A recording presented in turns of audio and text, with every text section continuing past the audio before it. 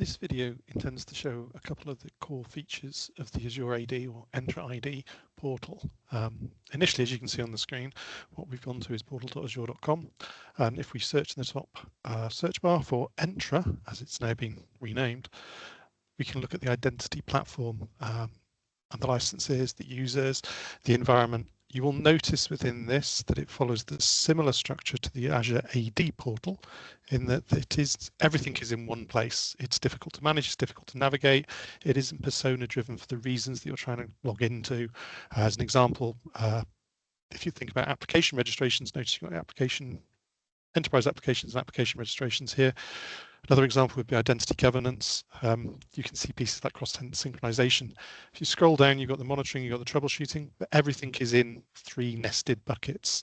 I've already authenticated, but if I go to the portal entra.microsoft.com,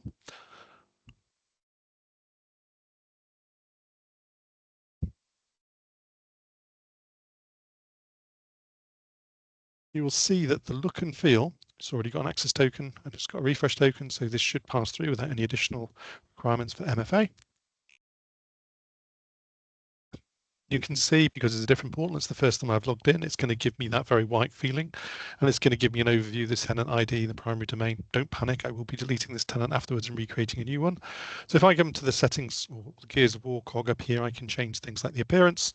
Personally, I like using the dark theme and applying this. It makes it a little bit easier on the eyes, especially remotely for viewing.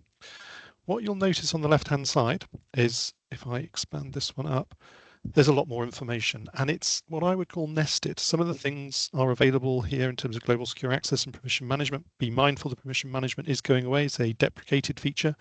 Users will still be able to sign up until the specific date. So if we click into this, it'll tell us.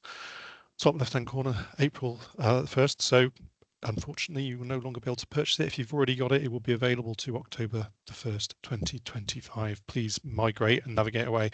Some additional information here as to how. I will be blogging in a little bit about how do you stay current with each of the technologies, both within the identity sphere and also the other portals and other SaaS platforms and services. You've got the same function in terms of learn and support. You can do, if I could say that, a support request, which will go to the team dedicated to this environment. You can see the Copilot at the top. So it's a much cleaner, it's a much slicker environment. It's much easier to navigate, and it is, as I say, persona driven. So if I look at identities as an example, users, groups, and if I look at something called applications that we briefly touched in the old portal, both of those two are nested within this persona. So I can do some additional investigation and pieces within here. Anything for the protection of identity governance, and I will be doing